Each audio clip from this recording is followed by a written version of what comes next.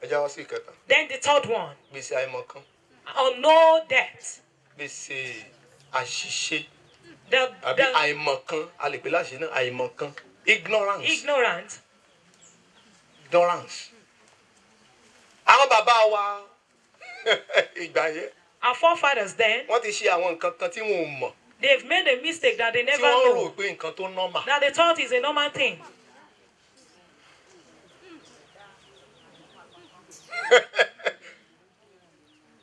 That's why ìyàwó mi jàre jẹun.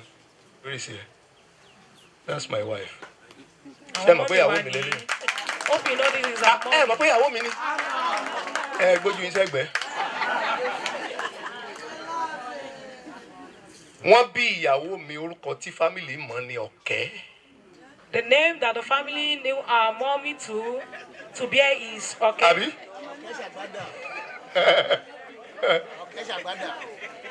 Òun lẹ́sẹ̀ sọ pé ẹ fẹ́ràn dada. Hallelujah. Nínú àìmọ̀kan àwọn bàbá. In the ignorance of the father. Tán bá ti bí ọmọ sílẹ̀ tó wà nú àpò wọn wá When they yọ give odó birth to a sílẹ̀. baby and his inside sack, they're going to put down a mortar and start pounding the mortar. Wọ́n mọ̀ gún odó. Pounding the mortar. Wọ́n mọ̀ gún odó. Pounding the mortar. Lẹ́yìn odó tán gún. After the pounding, aṣọ àwa ya. The sack will break and the child will cry out. And come to think of it, it is some kind of strange spirit and unclean spirit they call on that child as they are eulogizing the child. They are calling an unclean spirit in the ignorance of the parent. It is that strange spirit that breaks that sack. When they give birth to a child, that he packs death with his head in the womb of his mother, and the hair became soiled with death, and they gave birth to him. They said the name that he will bear is Dada. Mention any dada that doesn't have that kind of stubbornness in them. Just mention one person that bears Dada that is gentle, that never carried the spirit of stubbornness. It is the ignorance of our parents.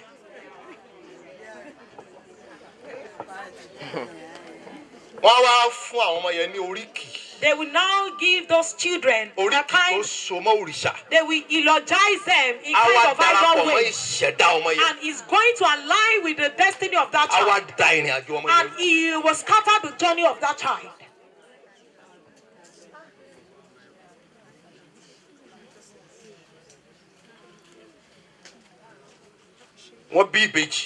They gave birth to a twin. Both of them cannot come out the same time. One will quickly come, while the second will follow. And it is the name they gave both as a negative implication. To come to taste the world. And if you taste something, it can be bitter or sweet. And what they eat is different from what you taste. It may not stay long in his mouth. And the one that said it comes after. That means it's going to start behind the rest. Every child that I named that happens to be twins, what did they call the first? Goodness. The second is mercy.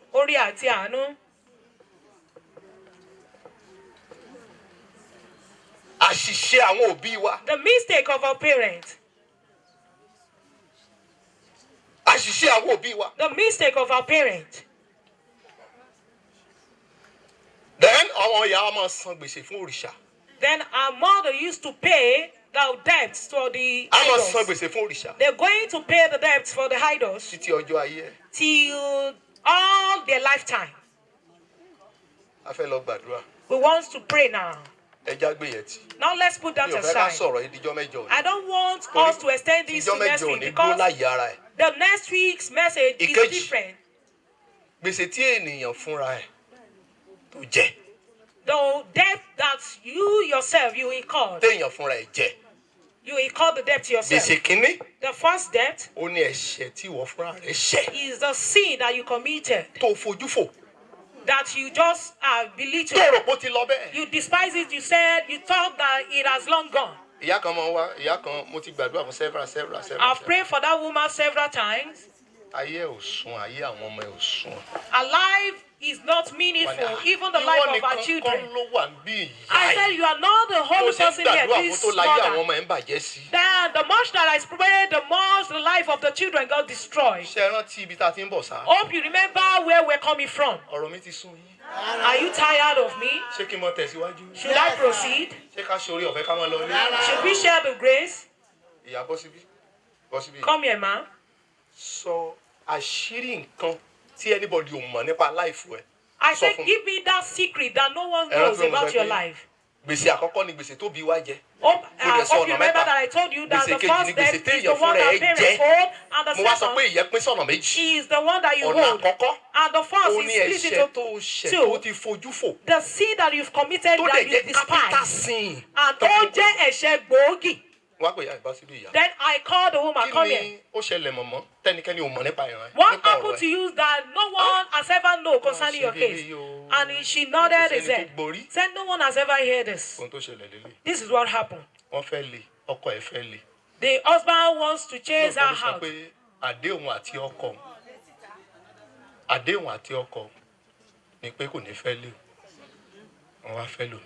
The covenant between her and the husband is you never marry another wife.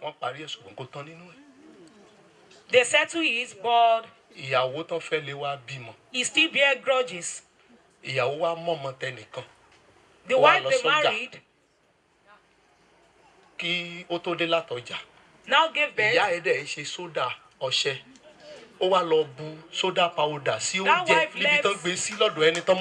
That wife left his child home, and the mother is into soda making. He pulled the soda ash into the fold, and she left. The one that they put the child with to take care of the child just come around and give the food to that child, and the child eat up. And the intestine was destroyed, and immediately the child died. And I said, "Is how many years now?" I said, 30 years. That means the child that died since 30 years ago, if he was to be alive, he would have been feeding the mother now. The child is gone. No one knows about the occurrence. It was our children that are paying the debt.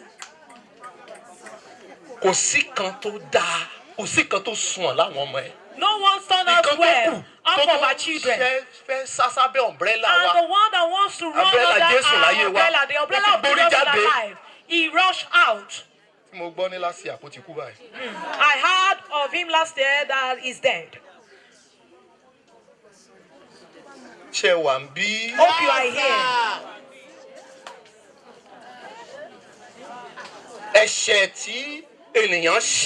The sin that one committed. Please, let's quickly do this so that we can pray. Should I quickly round up before we pray?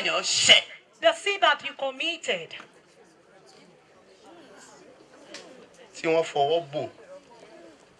That they cover up.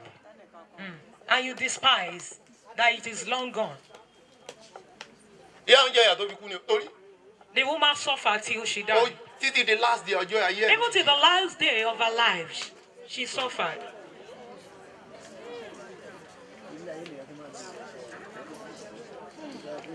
Number two. Ìkejì, under the number two. What's that number two? The sin that you committed. Number yourself. 1, The first under it.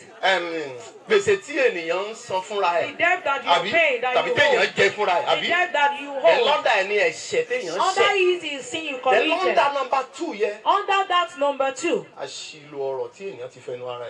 is a negative words that you've uttered.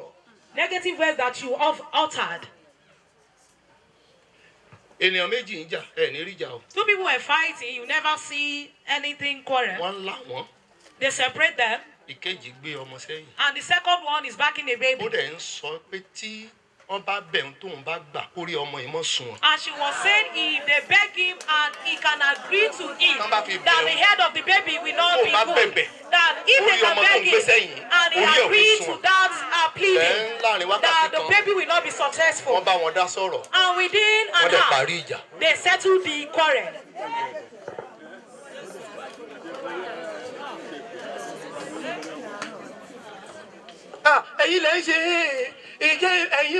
You are the one exclaiming. Do you even know the word that you uttered unknowingly?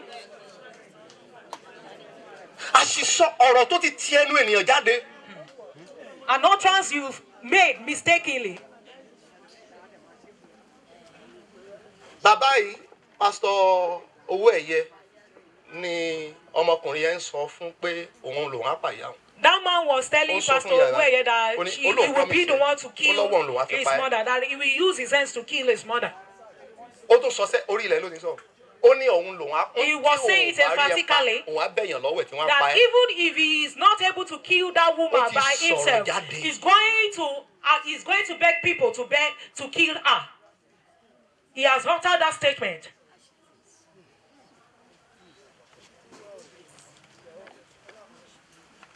Rachel sọ fún Jacob ọkọ ẹ̀. Rachel told Jacob that he said, give me a child or I die. And she gave birth. The day that she gave birth, she lost her life. He paid the debt of that utterance that she made. She just saw the baby in a bit. The debt that people are paying is the debt that they incur themselves. In a sin that he has offended. All the word that he said with his or her own mouth.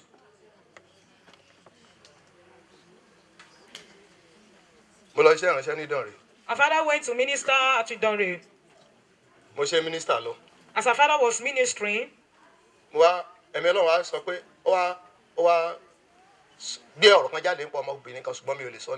Spirit of God brought a case of that woman. I said, this woman.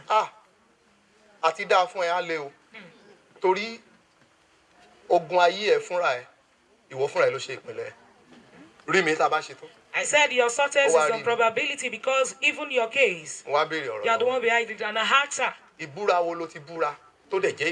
what kind of vote you've made that it is false?